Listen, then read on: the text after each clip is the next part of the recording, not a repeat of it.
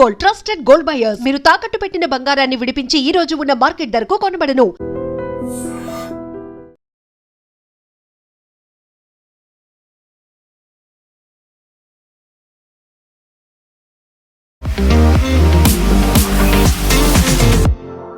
నమస్తే, నేను Kavitha. Welcome to I Dream News and నిజాలు. ఇరాన్ మీద అమెరికా, ఇజ్రాయెల్ చేసినటువంటి దాడికి సంబంధించి కరెక్ట్గా 4వ నెల కూడా కంప్లీట్ అయిపోయి 5th మంత్లోకి ఎంటర్ అయిపోయింది. సీజ్ ఫైర్ అనేది ఏమైంది? శాంతి చర్చలతో పాటుగా 14 పాయింట్లకు సంబంధించి డీల్ మీద సంతకాలు ఇవన్నీ చేసిన తర్వాత యుద్ధం ఆగిపోతోంది అని భావిస్తున్నటువంటి తరుణంలో సడన్గా అమెరికా ఇరాన్ మీద దాడులు చేస్తోంది, ఇరాన్ కూడా ప్రతి దాడులు చేస్తోంది. ఇది ఇలాగే కంటిన్యూ అవ్వబోతోంది. దోహాలో దీనికి సంబంధించి చర్చలు జరగబోతున్నటువంటి తరుణంలోనే లెబనాన్ మీద దాడులని ఆపేస్తామంటూ ఇజ్రాయెల్ చేసేటువంటి ఒప్పంద పత్రాలకి అమెరికా మధ్యవర్తిత్వం వహిస్తోంది. మరోవైపు ఇరాన్ అండ్ ఖతార్ మధ్యలో, ఒమాన్ మధ్యలో కూడా చర్చలు అనేవి సాగుతున్నాయి, కొనసాగుతూనే కనిపిస్తున్నాయి. ఇది ఎందుకు ఒక నెవర్ ఎండింగ్ సాగాలాగా కనిపిస్తోంది? నిజంగా యుద్ధం అనేది ఎప్పుడు ఆగుతుంది? At the same time Hezbollah ఏం చేయబోతోంది? మనతో పాటుగా ఉన్నారు సీనియర్ జర్నలిస్ట్ సురేష్ కొచ్చతిల్ గారు. సార్ నమస్తే. కరెక్ట్గా February 28 అంటే ఇప్పుడు మనం June 29లో ఉన్నాము. 4 months కంప్లీట్ అయిపోయి 5th మంత్లో కూడా ఎంటర్ అయిపోయాం. అది అయిపోతుంది అనుకుంటే ఎందుకు అయిపోవట్లేదు? ఎప్పుడు ఒక ఫుల్ స్టాప్ అనేది ఎందుకు పడట్లేదు? అక్కడ జస్ట్ కామా ఉంటుంది అండ్ కంటిన్యూస్ ప్రాసెస్ అవుతుంది. ఎందుకంటే ఇది యుద్ధం ఆగాలంటే ఒకటే సొల్యూషన్, అంటే ఈ ఇరానియన్ రెజీమ్ ఉండకూడదు. ఈ ఇరానియన్ రెజీమ్ ఉన్నప్పుడు దాకా ఇది నడుస్తూనే ఉంటుంది. అక్కడ ఇరాన్ ఒక డబుల్ గేమ్ ఆడుతున్నారు. అది వీళ్ళు అమెరికా అర్థం చేసుకున్నారు, కానీ వాళ్ళు ఏం చేయలేకపోతున్నారు. వాళ్ళు ఫ్రంట్ ఫేసింగ్గా సివిలియన్ అడ్మినిస్ట్రేషన్ని పెడుతున్నారు. అరాచి, వీళ్ళ గాలిబాఫ్, వాళ్ళ speaker of Iranian parliament, foreign minister, వీళ్ళందరూ నెగోసియేషన్స్లో ఉన్నారు. పెజెష్కియాన్ అఫ్కోర్స్ ఆయన హెడ్ ఆఫ్ స్టేట్, ఆయన రారు నెగోసియేషన్కి, ఆయన ఈజ్ ద ప్రెసిడెంట్. కానీ వీళ్ళిద్దరు వస్తున్నారు రెగ్యులర్గా, వాళ్ళతో పాటు డెలిగేషన్ కూడా వస్తున్నారు. ఒక సివిలియన్ ఫేస్ని చూపిస్తున్నారు. డెలిగేషన్లో యుఎస్తో మాట్లాడుతున్నారు, ఖతార్తో మాట్లాడుతున్నారు, ఒకసారి పాకిస్తాన్ వాళ్ళు కూడా ఉంటారు. ఈ పరిస్థితుల్లో ఇప్పుడు నడుస్తున్న దాంట్లో వాళ్ళ other side of it is IRGC. ఈ దాడులు అనేది ఇప్పుడు షిప్స్ మీద చేస్తూ సింగపూర్ బేస్డ్ ఒక కంటైనర్ షిప్ మీద చేశారు. దాని తర్వాత మొన్న ఒక ఆయిల్ ట్యాంకర్ 2 million barrels తీసుకెళ్తున్న ఆయిల్ ట్యాంకర్ మీద దాడి చేశారు. ఎవరు చేస్తున్నారంటే ఇదంతా IRGC చేస్తున్నారు. వాళ్ళు అక్కడ టాక్స్ మొదలైతే ఇక్కడ నుంచి మిసైల్స్ కొడుతున్నారు, మళ్ళీ అక్కడ టాక్స్ మొదలైతే మళ్ళీ మిసైల్ కొడుతున్నారు. సో ఇక్కడే ప్రాబ్లం వస్తుంది. సో మనకు సర్క్యులర్ ప్రాసెస్ లాగా అయిపోయింది. ఫస్ట్ ఇరాన్ ఏదో ఒక షిప్ మీద దాడి చేస్తారు. ఇరాన్ చేయగానే అమెరికా, US అదే రోజులు, ఇక్కడ అదే రోజు రాత్రి మళ్ళీ బాంబింగ్ చేస్తున్నారు. అది చేసినప్పుడు వాళ్ళు ఏం చేస్తున్నారు, ఇరాన్ మళ్ళీ పక్కనున్న బహ్రెయిన్, కువైత్ వీళ్ళ మీద దాడి చేస్తున్నారు. మళ్ళీ ఆగిపోతుంది. రెండో రోజు మళ్ళీ ఇంకో షిప్ మీద దాడి జరుగుతుంది. Same process repeats. అమెరికా మళ్ళీ బాంబు వేస్తారు, వీళ్ళు పక్కన దేశం. ఇది ఎప్పుడు ఆగుతుంది? ఇది మీరు అడిగే ప్రశ్న. ఇక్కడే ప్రాబ్లం కూడా వస్తుంది అన్నమాట. ఎందుకు ఆగట్లేదు అంటే బేసిక్లీ సొల్యూషన్ లేదు దీనికి. ఇరానియన్ గవర్నమెంట్ దగ్గర వీరు చెప్తుంది ఒకటి, చేస్తుంది ఒక మాట అనమాట. వీళ్ళేమంటారు, MOUలో చాలా క్లియర్గా ఉంది దట్ ఈ పర్టికులర్ వాటర్వే, ఓకే, మనం మాట్లాడుతున్న ఈ వాటర్వేలో స్ట్రైట్ ఆఫ్ హార్మోస్లో మా అధికారం ఉంది. మ్యాక్సిమం వాళ్ళు ఒక లీవ్ ఏమిస్తున్నారంటే ఒమాన్ కూడా ఉంది, మేము ఒమాన్ కలిసి దీన్ని కంట్రోల్ చేసుకుంటాం. US ఏమో ఒమాన్ మీద చాలా మటుకు పెద్ద ప్రెషర్ పెట్టారు, దట్ మీరు ఏ ఒప్పందాన్ని రాకూడదని చెప్పి ప్రెషర్ పెట్టారనమాట. ఆ పరిస్థితుల్లో ఇప్పుడు ఉన్న దాంట్లో ఒమాన్ ఏం చేస్తున్నారు, ఒమాన్ వైపు నుంచి మీరు ఇప్పుడు ఆ మ్యారిటైమ్ ట్రాఫిక్ లైవ్ మ్యాప్ చూస్తే కూడా తెలిసిపోతుంది. ఒమాన్ వైపు నుంచి షిప్స్ వేస్తుంది, ఇరాన్ వైపు నుంచి వెళ్ళట్లేదు. సో ఇరాన్ ఏమంటున్నారు, ఈ షిప్పులంతా మా వైపు నుంచి వెళ్ళాలి, ఒమాన్ వైపు నుంచి వెళ్ళకూడదు. దానికి లాజిక్ ఏం వాళ్ళు ఇస్తున్నారంటే, ఒమాన్ వైపు మేము మైన్స్ వేసి పెట్టామంటున్నారు. ఒమాన్ ఏమో మైన్స్ గురించి మాట్లాడలేదు అసలు. ఇన్ని షిప్పులు పోయిన తర్వాత ఒక షిప్ మీద కూడా మైన్ అటాక్ జరగలేదు, అంటే మైన్ హిట్ కాలేదు. అది అంటే అక్కడ మైన్స్ లేవు, వీళ్ళు జస్ట్ బ్లఫింగ్. ఇరాన్ కోపం ఏంటంటే అటు వెళ్ళిపోతే ఒమాన్ వైపు నుంచి మేము దాని షిప్స్ని కంట్రోల్ చేయలేకపోతున్నాం, రెవెన్యూ కూడా మిస్ అవుతుంది, వాళ్ళ దగ్గర టోల్ తీసుకోలేకపోతున్నాం. అది ఇరాన్కున్న కోపం. ఇరాన్ ఏమంటారు, ఈ MOUలో ఒక పాయింట్ అది కూడా ఉంది, దట్ 60 daysలో డిసైడ్ చేసి దాన్ని బట్టి మేము we will start charging toll. US ఏమంటున్నారు, అట్లా ఏం లేదంటున్నారు. ఇక్కడే కవిత గారి మెయిన్ ప్రాబ్లం ఇక్కడ వస్తుంది. వీళ్ళు ఏం ఒప్పందం సైన్ చేశారో ఇప్పుడు కూడా అర్థం కావట్లేదు. వీళ్ళు ఇప్పుడు కూడా ఒక మాట అంటున్నారు, వాళ్ళు అంటున్నారు అది కాదంటున్నారు. అట్లీస్ట్ 2 ఒప్పందాలు పక్కన పెట్టండి. Then we'll see whether what is where అనేది చాలా క్లియర్గా తెలిసిపోతుంది. ఇక్కడే ప్రాబ్లం వస్తుంది. ఇప్పుడు ఇరాన్ అండ్ మన యుఎస్ ఇప్పుడు దోహాలో కలుస్తూ అంటున్నారు. ఖత్తర్ వాళ్ళు మీడియేట్ చేస్తున్నారు. ఎందుకంటే ఖత్తర్ కూడా తెలిసిపోయింది ఇప్పుడు కొంచెం స్ట్రెయిట్ ఆఫ్ హార్మోస్ ఫ్లో చేయగానే ఆయిల్ గ్యాస్ అంతా ఫ్లో అవుతుంది. మళ్ళీ దీన్ని వీళ్ళు ట్యాప్ ఆఫ్ చేసేలాగా చేస్తే ఇరాన్ మళ్ళీ ఆగిపోతుంది మొత్తం. Oil is already coming near $76 వచ్చేసింది, which is a big relief అన్నమాట అందరికీ. ఈ పరిస్థితుల్లో ఇంకా ముందుకు ఏం చేయబోతున్నారు మనం 2 వైపుల నుంచి అర్థం చేసుకోవాలి. మీకు ఇరాన్ వైపు చెప్పాను నేను. అక్కడ ప్రాబ్లం ఏంటంటే హార్డ్ లైనర్స్, ఐఆర్జీసీ లాంటి హార్డ్ లైనర్స్ ఏమంటున్నారు, కాంప్రమైజ్ అవుతున్నారు. ఎవరు? అరాచి అండ్ గాలిబాఫ్. ఇటువైపు ప్రెసిడెంట్ ట్రంప్ మీద ప్రెషర్ ఏంటంటే ఆయన టోటలీ సరెండర్ చేసేసారు ఇరాన్కి, అమెరికాకి ఏం రాలేదని చెప్పి అక్కడున్న చాలామంది రిపబ్లికన్ సెనేటర్స్ కానివ్వండి, ఇటు డెమోక్రాట్స్ ఆటోమేటిక్లీ వాళ్ళు కూడా చెప్తున్నారు. అది కాకుండా అమెరికన్ మీడియాలో విపరీతమైన అటాక్ జరుగుతుంది ప్రెసిడెంట్ ట్రంప్ మీద. He is a very weak president, అది ఇది అని చెప్పేసి. సో ప్రెసిడెంట్ ట్రంప్ కూడా చాలా పెద్ద ప్రెషర్లో ఉన్నారు. అది కాకుండా ఆయనకు మెయిన్గా అంటే మీరు గుర్తుంటుంది, ఆయన ఒక స్టేట్మెంట్ ఇచ్చారు, I don't want be like Hoover. అంటే మన ప్రేక్షకులు అర్థం చేసుకోవాలి, who is Hoover. Edgar Hoover was a American president. ఈ గ్రేట్ డిప్రెషన్ టైంలో ఆయన ప్రెసిడెంట్ ఉండే. ఆయన తీసుకున్న కొన్ని డిసిషన్స్తోని, నిర్ణయాలతోనే అక్కడ ఆ టైంలో అమెరికాలో డిప్రెషన్ వచ్చింది, గ్రేట్ డిప్రెషన్. అది కాకుండా మొత్తం లోకమంతా ప్రపంచం మొత్తం గ్రేట్ డిప్రెషన్లో వెళ్ళిపోయింది కంప్లీట్గా. దాన్ని బయటికి రావడం చాలా సంవత్సరాలు పట్టింది. ఆయన చాలా అన్పాపులర్ ప్రెసిడెంట్ అయిపోయారు ఎడ్గర్ హూవర్. ఆయన పేరు ఎక్కడో ఒకటి ఉంది, I think either in Pentagon or in FBI headquarters మీద ఆయన పేరు ఇప్పుడు కూడా ఉంది. ఐ డోంట్ రిమెంబర్ ఎక్కడ ఉంది అనేది, గుర్తురావట్లేదు నాకు. కానీ ప్రెసిడెంట్ ట్రంప్ అంటున్నా నేను హూవర్ లాగా ఉండకూడదు, దానికోసం నేను ఇది చేశానంట. అంటే ఆయన ఏమంటారు, లోకంలో ఇది చేయకపోతే మొత్తం complete world will be wiped out economically. అదే జరుగుతుంది. ఇప్పుడు మనం అనుకుంటా అది ఇండోనేషియా ఉండొచ్చు, పాకిస్తాన్ ఉండొచ్చు, శ్రీలంక ఉండొచ్చు, లేకుంటే మలేషియా ఉండొచ్చు అని. ఈ క్రైసిస్ కాదు, అది క్రైసిస్ యుఎస్లో జరుగుతుంది. యుఎస్ దగ్గర స్ట్రాటజిక్ ఆయిల్ రిజర్వ్స్ అని ఉంటాయి, మన దగ్గర కూడా ఉన్నట్ల. మనకు 63 రోజులు ఉన్నాయి, ప్లస్ మన దగ్గర ఎప్పుడు ఒక 30 రోజుల రిఫైనరీల స్టాక్ ఉంటుంది. ఒక 90 రోజులు అక్కడ పెట్టుకోవచ్చు. అది కాకుండా షిప్స్లో వస్తున్న షిప్లో ఇంకొక 30 రోజులు ఉంటుంది. సో 120 రోజుల స్టాక్ మన దగ్గర ఎప్పుడు ఉంటుంది, which is basically 3 months. America దగ్గర 7 నుంచి 9 నెలలకి స్టాక్ ఉంది వాళ్ళ దగ్గర. పెద్ద దేశం కదా, వాళ్ళు స్టాక్ ఉంచుకుంటారు. కానీ దాని నుంచి లాస్ట్ ఒక ఆల్మోస్ట్ ఈ 4 నెలల్లో విత్డ్రా చేసుకుని చాలా మటుకు విత్డ్రా చేసుకున్నారు. ఇప్పుడు వాళ్ళ దగ్గర ఉన్నది 6 నుంచి 7 నెలల దాకా స్టాక్. 5 నెలల కన్నా తక్కువ స్టాక్ వచ్చేస్తే డెడ్ స్టాక్ అంటారు, దాన్ని ముట్టకూడదు యాక్చువల్లీ. కానీ అమెరికా దాన్ని కూడా విత్డ్రా చేస్తున్నారు, ఇప్పుడు కూడా డ్రా చేస్తున్నారు. ఇంకొక 2 వారాల్లో ఆ స్టాక్ అయిపోతుండే and America would have gone into big crisis. ఇప్పుడున్న $4 కూడా $6 నుంచి $8 వెళ్ళిపోతుండే ఫ్యూయల్ ఛార్జెస్. అది జరగలేదు. సో దానికి ప్రెసిడెంట్ ట్రంప్ అంటున్నా, నేను దానికోసం చేశాను, ఇక్కడ ప్రజల కోసం చేశాను, అమెరికన్ ప్రజల కోసం చేశారు, ఆల్ ఓవర్ ద వరల్డ్ ఈ ప్రైసెస్ తగ్గించడానికి నేను తీసుకున్న మూవ్ అని చెప్తున్నారు. కానీ ఆయన మీద చాలా ప్రెషర్ ఉంది, ఎట్లయినా డీల్ ఫినిష్ చేయాలి, ఎట్లయినా డీల్ కంప్లీట్ చేయాలని చెప్పి. అట్ ద సేమ్ టైం అటువైపు ఇరాన్ తెలిసిపోయింది, వీళ్ళు ఒక వీక్ రెజ్యూమ్, ప్రెసిడెంట్ ట్రంప్ చాలా ప్రెషర్లో ఉన్నారు. సో ఆయన్ని, ఈ ప్రెషర్ని వీళ్ళు వాడుకుంటున్నారు, టెస్ట్ చేస్తున్నారు. ఒక బాంబేస్ చూద్దాం ఏమవుతుంది, ఓకే మనం కొడుతున్నారు, గుడ్, మనం బహ్రెయిన్ని, కువైత్ని కొడదాం, ఏమవుతుంది చూద్దాం, వాళ్ళు ఏం రియాక్ట్ అవుతారు, నెక్స్ట్ వెయిట్ చేస్తారు 2 రోజుల మళ్ళీ. ఎందుకంటే బేసిక్లీ ఇరాన్ ఏమంటారంటే స్ట్రెయిట్ ఆఫ్ హార్మోస్ మా న్యూక్లియర్ వెపన్, అది మా ట్రంప్ కార్డ్, అది మేము వాడుకుంటాం అండ్ వీ విల్, అది మా రైట్ అంటున్నారు. కానీ 20th February కన్నా ముందు దీని గురించి అసలు మాట్లాడలేదు. ప్రెసిడెంట్ ఒబామాతో చేసిన టీంతో చేసిన JCPOలో దీని గురించి అసలు స్ట్రెయిట్ ఆఫ్ హార్మోస్ గురించి మెన్షనే కూడా లేదు.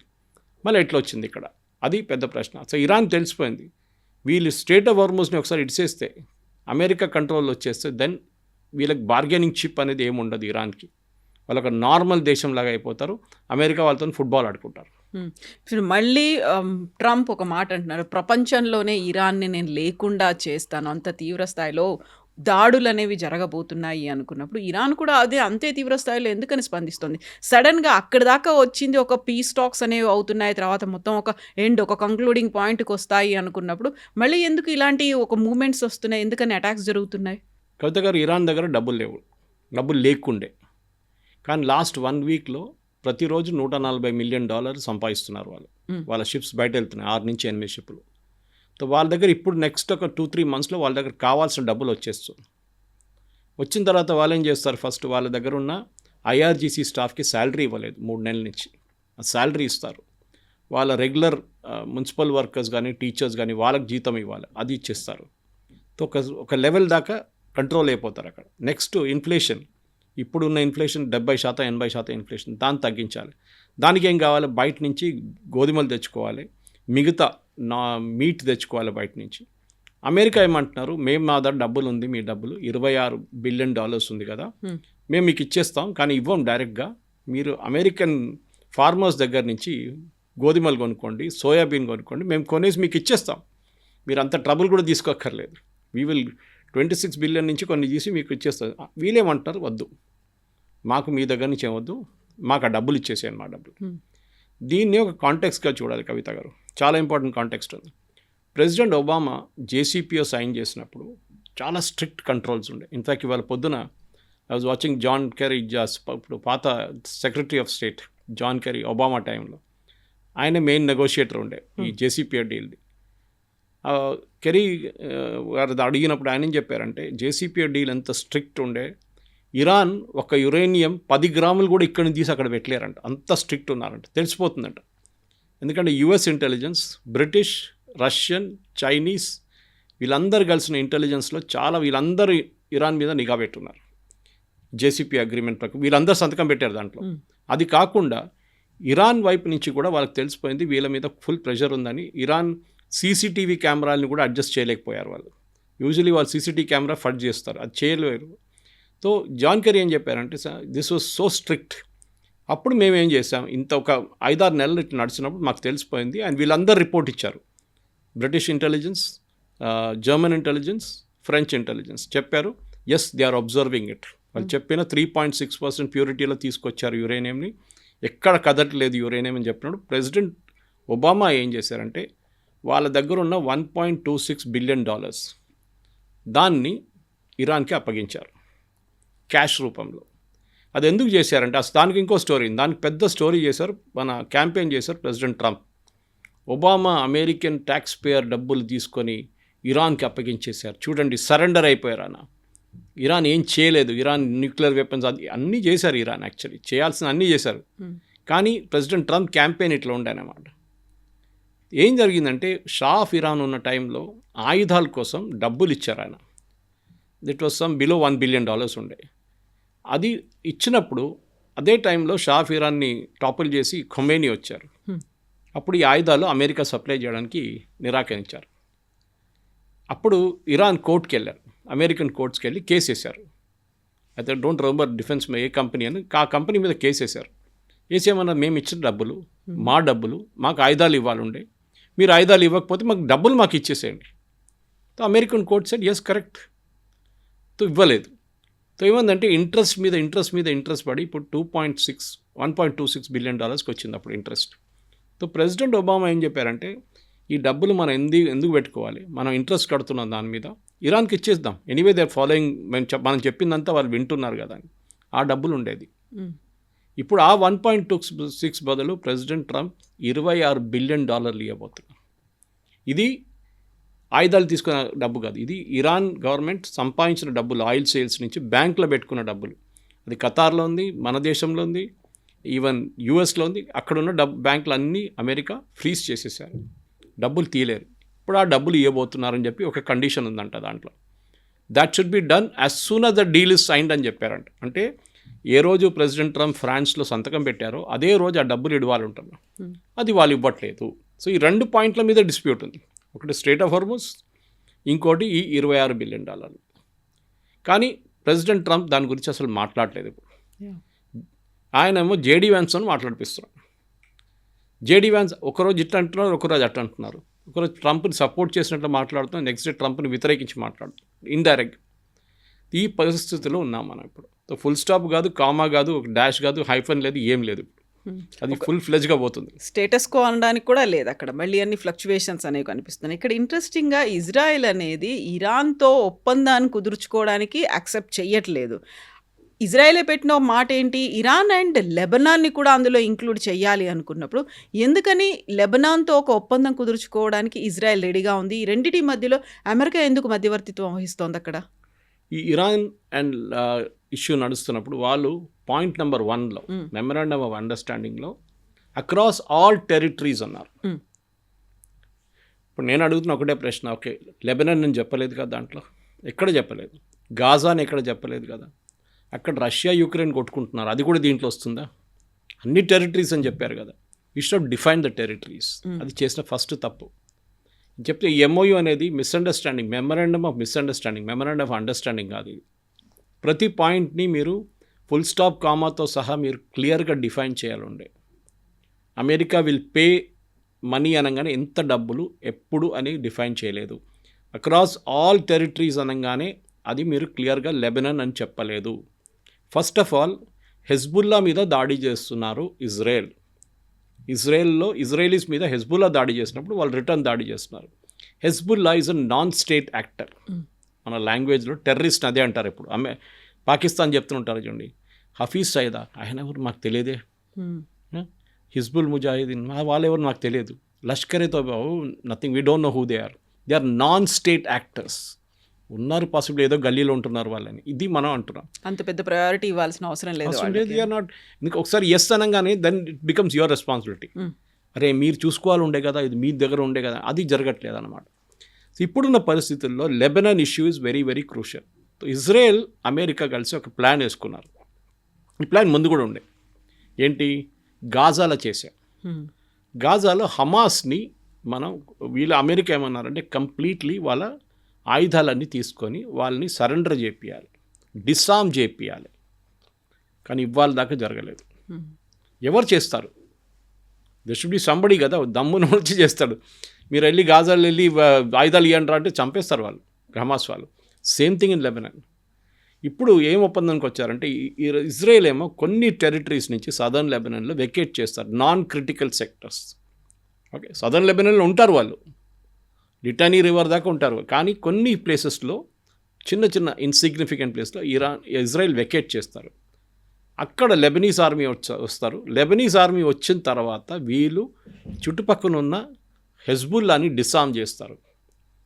లెబనీస్ ఆర్మీ అంటే చాలా వీక్ ఆర్మీ, అసలు వాళ్ళకి హెజ్బుల్లాతో మ్యాచ్ లేదు. హెజ్బుల్లా వాళ్ళు ఒక రోజులో ఫినిష్ చేసేస్తారు కంప్లీట్ లెబనీస్ ఆర్మీని. ఆయుధాలు లేవు, ఏం లేవు, ట్రైనింగ్ లేదు, ఏం లేదు, వాళ్ళకి ఎక్స్పీరియన్స్ కూడా లేదు యుద్ధంలో. ఇప్పుడు యుఎస్ ఏమంటున్నారు, this is the job of Lebanon to disarm Hezbollah ఏమంటున్నారు, నిన్న మీరు మా మీద చేయి పెడితే we will burn Lebanon, civil rights చేపిస్తాం మేము, ఇక్కడ మొత్తం ఏం చెప్తారు అక్కడ ఇక్కడ తగలబెట్టేస్తాం మేము, ఎక్కడ కావాలంటే అక్కడ, దట్ ఈస్ అవర్ పవర్ అంటున్నారు. ఇప్పుడు ఏం చేస్తారు? ఇజ్రాయెల్ ఇప్పుడు పక్కన కూర్చొని నవ్వుకుంటున్నాం. మేము ఎప్పుడో చెప్పాం యుఎస్కి, వీళ్ళు ఇదే పని చేస్తారు, వీళ్ళ డబ్బులు ఇప్పుడు మీ ఇరాన్కి ఇచ్చే డబ్బులు, ఇరాన్ సంపాదించుకుంటే డబ్బులు ఆయిల్ అమ్మేసుకొని ఇదంతా వీళ్ళకి వెళ్తుంది, మీరు దీన్ని ఆపాల్సింది.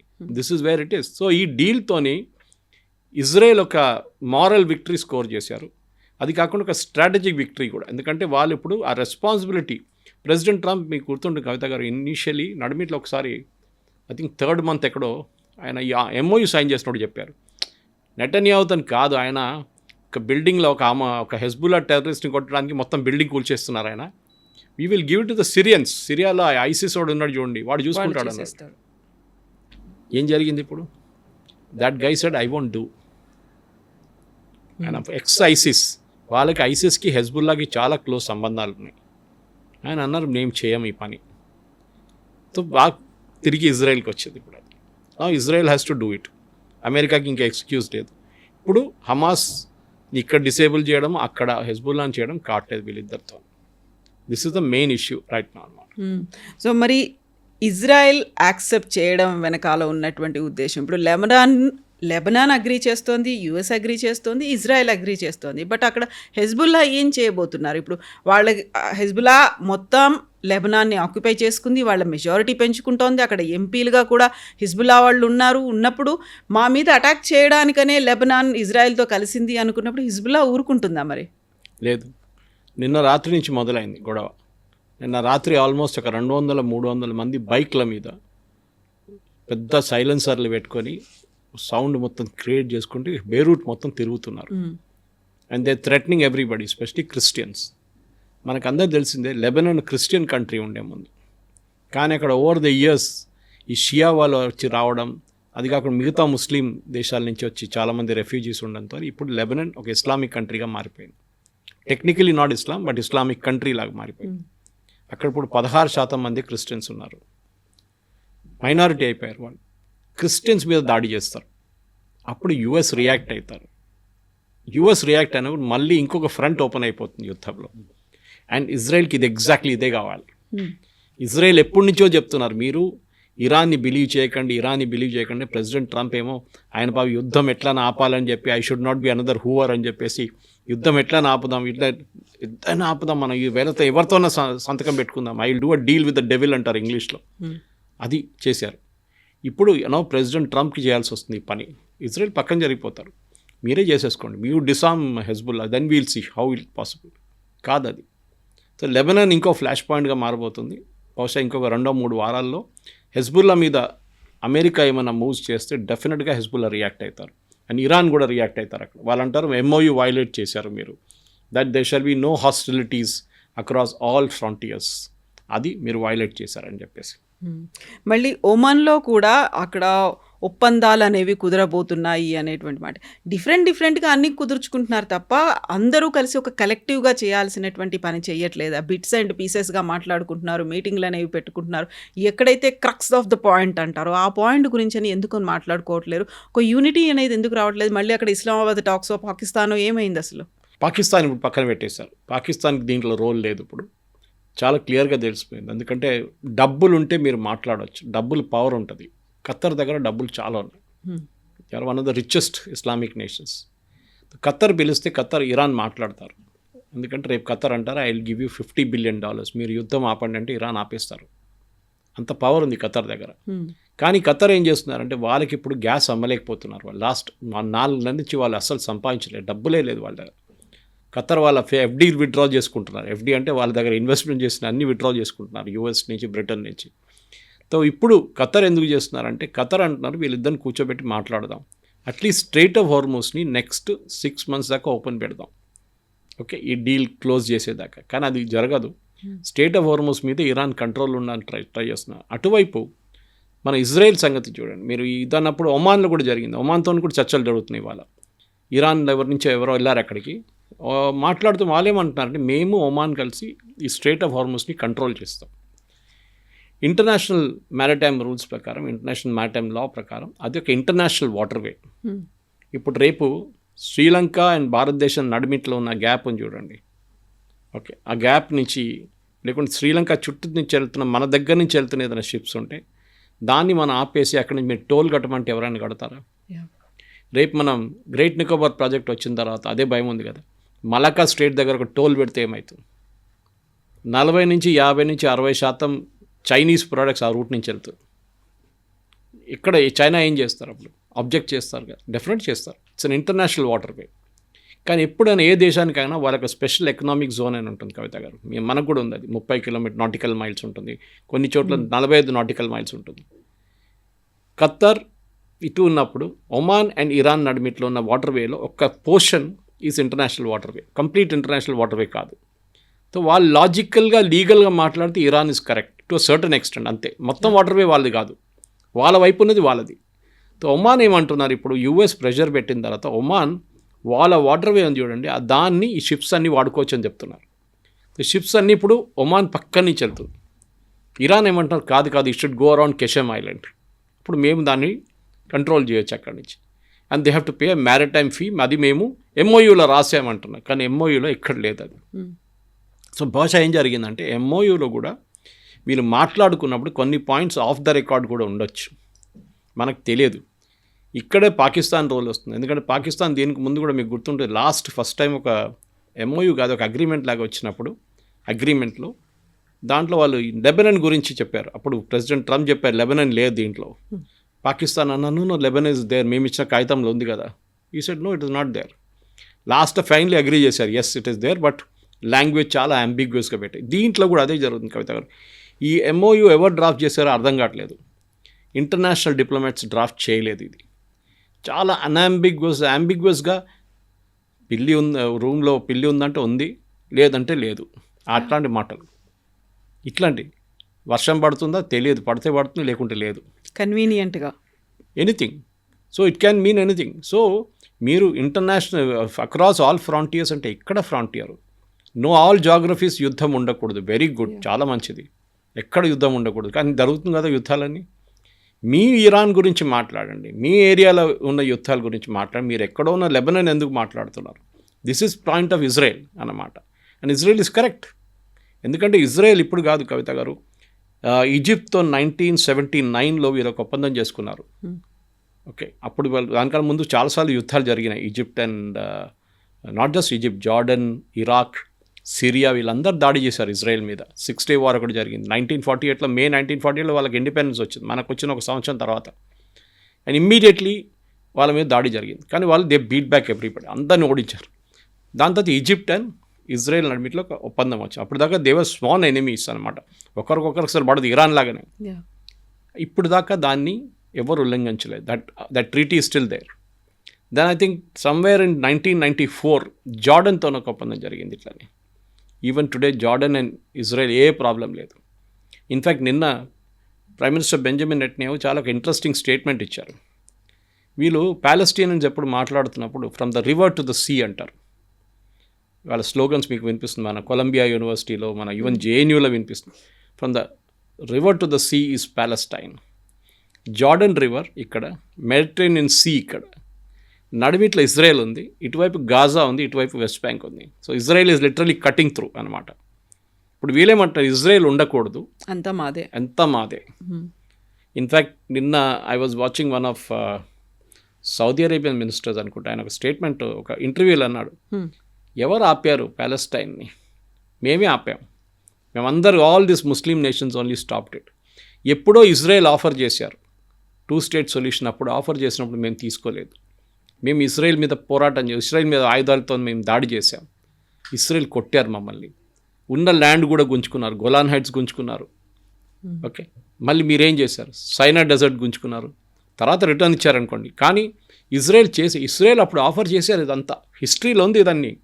కానీ ఆ టైంలో వీళ్ళంతా చాలా అరెగెంట్ ఉండే అరబ్స్, ఇజ్రాయెల్ ఎవరు, నథింగ్ అని చెప్పి. ఇప్పుడు ఇజ్రాయెల్కి అదే ఇది తిరిగి వస్తుంది, ఇజ్రాయెల్ ఆఫర్. ఇజ్రాయెల్ అంటున్నారు మేము ఆ రోజు ఇచ్చిన ఆఫర్ ఇప్పుడు లేదు, ఓవర్, ఫినిష్డ్, ఎక్స్పైరీ డేట్ ఉండేదానికి. కానీ ఇజ్రాయెల్ మీద కూడా ఇప్పుడు చాలా మటుకు ప్రెషర్ ఉంది. ఒకటి, ఇజ్రాయెల్ నిన్న 3 days బిఫోర్ ఒక సీనియర్ ఇజ్రాయలీ మినిస్టర్ ఇంటర్వ్యూ ఇస్తూ మన పేరు చెప్పారు, భారతదేశం పేరు. ఏమంటారు? చాలా ఇంట్రెస్టింగ్. వాళ్ళు ఏమంటున్నారంటే సడన్గా ప్రెసిడెంట్ ట్రంప్ మొన్నాక ధమ్కి ఇచ్చారు లాస్ట్ వీక్ ఇజ్రాయెల్కి, మేము మీకు ఆయుధాలు ఇవ్వాము. ఇజ్రాయెల్కి ప్రతి సంవత్సరం $3.2 billion ఆయుధాలు యుఎస్ ఫ్రీగా ఇస్తారు. ఫ్రీగా కాదు, అది టెర్రరిస్ట్ని అందరిని ట్యాకిల్ చేయడానికి ఇస్తున్నారు అన్నమాట. ఏదో అంత ప్రేమ లేదు ఇజ్రాయెల్ మీద ఇస్తున్నారు. కానీ ఇప్పుడు ఇజ్రాయెల్ ఏమన్నారంటే లాస్ట్ వీక్ అండ్ దానికన్నా ముందు ప్రైమ్ మినిస్టర్ నెటన్యాహు ఇంటర్వ్యూలో ఐ థింక్ CBSతో 60 Minutes చెప్పారు, we are looking for new sources for our weapons. మేము కొత్త సోర్సెస్ని ట్రై చేస్తున్నాం వెపన్స్ కోసం. వాళ్ళ దగ్గర 2-3 వీక్నెసెస్ ఉన్నాయి. ఒకటి ఎయిర్క్రాఫ్ట్ లేదు వాళ్ళ దగ్గర, బహుశా వాళ్ళు తయారు చేయడానికి కెపాసిటీ ఉంది వాళ్ళ దగ్గర, ఫైటర్ ఎయిర్క్రాఫ్ట్. ఇప్పుడు F-35 అంతా వాళ్ళు యూఎస్ని తెప్పించుకుంటున్నారు. F-16 దానికన్నా ముందు F-14s కూడా ఉండే వాళ్ళ దగ్గర. మేము ఆయుధాల కోసం, మిసైల్స్ కోసం కొత్త దేశాల నుంచి మేము తెచ్చుకుంటున్నామని. And one of that countries is India. మీకు గుర్తుంటుంది, ఈ యుద్ధం మొదలైనప్పుడు, not this one, Israel and గాజాతో జరిగినప్పుడు మన ఒక ship with full missiles Syria పట్టుకున్నారు. సిరియన్ కోస్ట్ లైన్ దగ్గర దొరికినప్పుడు పట్టుకుని వాళ్ళు రిలీజ్ చేయలేదు దాన్ని. తర్వాత మనం ప్రెషర్ పెట్టి రిలీజ్ చేయించాం దాన్ని. That was our missiles. ఇదే హైదరాబాద్లో ఎల్బిట్ అనే కంపెనీ ఉంది, it's an Israeli company, missiles తయారు చేస్తారు, మన కోసం చేస్తున్నారు. కానీ జాయింట్ వెంచర్, వాళ్ళు ఇజ్రాయెల్ కూడా పంపించుకోవచ్చు. ఇజ్రాయెల్ ఏమంటున్నారంటే మా complete defence production, they are one of the best in the world by the way. I think top 5 nations defence production అంటే దాంట్లో ఒకటి ఇజ్రాయెల్. టెక్నాలజీ అన్ని ఐరన్ డోమ్ అంతా వాళ్ళ దగ్గర ఉంది కదా. మేము ఇప్పుడు భారతదేశంతో ఒక ఒప్పందానికి రాబోతున్నాం. We will now shift our production to India. మాకు యుఎస్ మీద డిపెండెన్సీ వద్దు, రేపు ఇట్లాంటి మమ్మల్ని బ్లాక్మెయిల్ చేస్తారు వీళ్ళు, we will not do it అని. దానికోసం మీరు చూసుంటారు సోనియా గాంధీ స్టేట్మెంట్ వచ్చింది నిన్న. ఇమ్మీడియట్గా ఇన్ని రోజులు గాజా గురించి మాట్లాడిన సోనియా గాంధీ మోదీ ఇజ్రాయెల్కి వెళ్తారు, మోదీ దీని గురించి మాట్లాడలేదు గాజా గురించి అని చెప్పేసి. ఏది గాజాలో ఉన్నది హమాస్ టెర్రరిస్ట్ అని అందరికి తెలిసిందే. గాజా ప్రజల మీద ఇంత ఏం చెప్తారు సింపతి ఉన్న వాళ్ళు మిగతా ఏరియాలో నడుస్తున్నప్పుడు కాశ్మీరీ పండిట్స్ని కొట్టినప్పుడు వీళ్ళు ఎవరు ఏడవలేదే ఈ కాంగ్రెస్ వాళ్ళు. ఓకే, అది వీళ్ళ ప్రాబ్లం అనమాట. ఎనీవే, తో ఇప్పుడు అది వచ్చేస్తే ఐ థింక్ మన డిఫెన్స్ ఇండస్ట్రీస్ ఆల్రెడీ ఇప్పుడు 28,000 కోట్లు, ఈ సంవత్సరం 36,000 కోట్లు మనం ఎక్స్పోర్ట్ చేయబోతున్నాం. There be a big fillip. అంటే ఇజ్రాయెల్ నుంచి ఒక ఆల్మోస్ట్ 12 నుంచి 14 ఆర్గనైజేషన్స్ కంపెనీ, దాంట్లో ఒక ఆల్మోస్ట్ 4 మన దేశాల్లో పనిచేస్తుంది ఆల్రెడీ. మిగతా వాళ్ళు కూడా రావడం మొదలు పెడతారు. ఇన్ఫ్యాక్ట్ రఫాల్ అని చెప్పి ఇంకో company, not to confuse with French Rafale, this Rafael systems అని చెప్పి ఇజ్రాయలీ కంపెనీ ఉంది. వాళ్ళు కూడా మిసైల్స్లో ఎక్స్పోర్ట్స్ వాళ్ళు. ఇన్ఫ్యాక్ట్ కార్గిల్ యుద్ధాల్లో మనకి యుఎస్ డినై చేశారు మిసైల్స్, అప్పుడు ఇజ్రాయెల్ మనకి హెల్ప్ చేశారు. ఇన్ఫ్యాక్ట్ బాలాకోట్ స్ట్రైక్లో బంకర్ బస్టర్ బాంబ్ యూజ్ చేశారు చూడండి, which killed Nasrallah in Beirut. Same bunker buster Israel మనకి ఇచ్చారు, అప్పుడు మనం బాలాకోట్లో వాడుకున్నాం. సో ఇజ్రాయెల్ అండ్ భారతదేశం నడిమిట్లో ఉన్న collaboration is a fallout of the యుఎస్తోనే ఉన్నాయి. కానీ నిన్న యుఎస్ మళ్ళీ తిరిగి వచ్చి వాళ్ళ యుఎస్ నుంచి రీఫ్యూయలింగ్ ఎయిర్క్రాఫ్ట్ అన్ని తీసుకెళ్ళిపోయారు పోయిన వారం. ప్రెసిడెంట్ ట్రంప్ కోపం వచ్చి రిమూవ్ ఆల్ రీఫ్యూయలింగ్ ఎయిర్క్రాఫ్ట్ అన్నారు. నిన్న Saudi Arabia, Qatar, Bahrain, UAE, Kuwait and Oman, దీంట్లో ఉన్న చాలా మట్టుకు ఎయిర్క్రాఫ్ట్ని నిన్న రాత్రి నుంచి వీళ్ళు ఇజ్రాయెల్కి మూవ్ చేయడం మొదలుపెట్టారు. ఎందుకంటే వీళ్ళ భయం ఉంది, రెగ్యులర్గా ఇరాన్ అక్కడ జాడి చేస్తున్నారు అండ్ ఈ నేషన్స్ని వార్న్ చేస్తున్నారు, మీరు ఎప్పుడప్పుడు యుఎస్ బేసెస్ని అలౌ చేస్తారో మేము మీ మీద దాడి చేస్తూనే ఉంటాం. So now they are moving all the bases కాదు, చాలా మటుకు ఎయిర్క్రాఫ్ట్ అండ్ పర్సనల్లీ ఇజ్రాయెల్కి మూవ్ చేస్తున్నారు. సో ప్రెసిడెంట్ ట్రంప్ కూడా తెలిసిపోయింది, వీళ్ళు ఎక్కువ డ్రామా చేస్తే వీళ్ళు ఇండియన్స్ దగ్గర వెళ్తారు, అక్కడి నుంచి మొదలు పెడతారు ప్రొడక్షన్. సో అమెరికాని ఇన్సిగ్నిఫికెంట్ చేసేస్తారని చెప్పేసి. ఎందుకంటే అమెరికన్ ఆయుధాలు చాలా ఎక్స్పెన్సివ్. మనం ఈ యుద్ధంలో నేర్చుకున్న అన్నిటికంటే బెస్ట్ లెసన్ అది. $1 million ఉన్న పేట్రియట్ మిసైల్ ఒక $20,000 ఉన్న డ్రోన్ని ఇంటర్సెప్ట్ చేస్తుంది. మీ ఎకానమీస్ ఆఫ్ స్కేల్ మొత్తం పోతుంది మీది. ఈవెన్ గల్ఫ్ నేషన్స్ అంటున్నారు, ఇప్పుడు మన దగ్గర నుంచి యుఏఈ ఒప్పందం పెట్టుకున్నారు, they are buying BrahMos from us, చాలా చీప్ కంపేర్ టు వాట్ వాళ్ళ యుఎస్ ఇస్తున్న ఆయుధాలు చూస్తే. ఇప్పుడు స్లోలీ మారుతున్నారు అందరు. ఇప్పుడు అందరు ఏమంటున్నారు, ఈవెన్ సౌదీ అరేబియా అదే అంటున్నారు, మమ్మల్ని కాపాడుకోవాలని వచ్చిన యుఎస్ డబ్బులు ఇస్తున్నాం వాళ్ళకి, మమ్మల్ని కాపాడండి అని చెప్పి బేస్ ఇచ్చాం. వాళ్ళ పని కూడా చూసుకోవట్లేక వాళ్ళ ఎంప్లాయీస్ని అంతా హోటల్కి తీసుకెళ్ళిపోయారంట. బేస్లో పెట్టకుండా వాళ్ళ సర్వీస్ ఉమెన్ని హోటల్స్ తీసుకెళ్ళిపోయారంట. ఎయిర్క్రాఫ్ట్ ఇజ్రాయెల్కి తీసుకెళ్ళిపోతున్నారు, ఖాళీ చేసేస్తున్నారు బేస్ వాళ్ళు. మమ్మల్ని ఎవరు కాపాడుతారు? We have learned a lesson. దానికోసం గల్ఫ్ నేషన్స్ ఏం నేర్చుకున్నారంటే, ఇప్పటి నుంచి ఈ సీన్ మారిపోయింది గల్ఫ్లో. జీసీసీ కంట్రీస్ మా ప్రొటెక్షన్ మేమే చూసుకోవాలి, ఇంకెవ్వరు మమ్మల్ని హెల్ప్ చేయడానికి రారు. పాకిస్తాన్ తీసుకొని పెట్టుకున్నారు వాళ్ళు రెంట్కి ఒక 4,000 మంది సోల్జర్స్ అండ్ ఒక 15 ఎయిర్క్రాఫ్ట్. యుఏఈ ఏమో మనతో ఒప్పందం చేసుకున్నారు, మన షిప్స్ కానీ మన ఆర్మ్ ఫోర్సెస్ అక్కడ వెళ్ళొచ్చు ఇప్పుడు యుఏఈకి. ఈ యుద్ధంలో నేర్పించిన అన్నిటికంటే పెద్ద లెసన్ అంటే ఇరాన్ దగ్గర నేర్చుకోండి. ఇరాన్ ఎట్లా చేశారు, ప్రొటెక్ట్ చేసుకుంటారు, వాళ్ళ మిసైల్ ప్రొటెక్షన్ గల్లీలో తయారు చేస్తారు వాళ్ళు. They are able to make 50,000 to 60,000 high end drones, ఏదైనా నార్మల్ మనం చూసే డ్రోన్స్ కాదు, ఆల్మోస్ట్ లైక్ ఎన్ ఎయిర్క్రాఫ్ట్. అది వాళ్ళు తయారు ఎట్లా చేస్తున్నారు అంటే వాళ్ళ దగ్గర దే ఆర్ వెరీ గుడ్ ఎడ్యుకేషన్లో, there is no doubt. Technical education Iran is brilliant. ఇది మెయిన్ అన్నమాట, ఇది జరుగుతుంది. సో ఒక కంప్లీట్ గల్ఫ్ కంట్రీస్లో మార్పు వస్తుంది. యుఎస్ నేర్చుకున్నారు, ఇజ్రాయెల్ నేర్చుకున్న లెసన్ అండ్ ఇరాన్ ఆల్సో. కానీ ఇప్పుడు చూడాల్సింది, ఈ అగ్రిమెంట్ మళ్ళీ స్ట్రేట్ ఆఫ్ హార్మోస్లో జరిగితే మళ్ళీ ఇదే స్టోరీ రిపీట్ అవుతుందండి. Their own perceptions. Yes, it will keep changing. It going around in circles అంటారు ఇంగ్లీష్లో. That's what is happening. Yes, sir. Thank you so much. Thank you very much.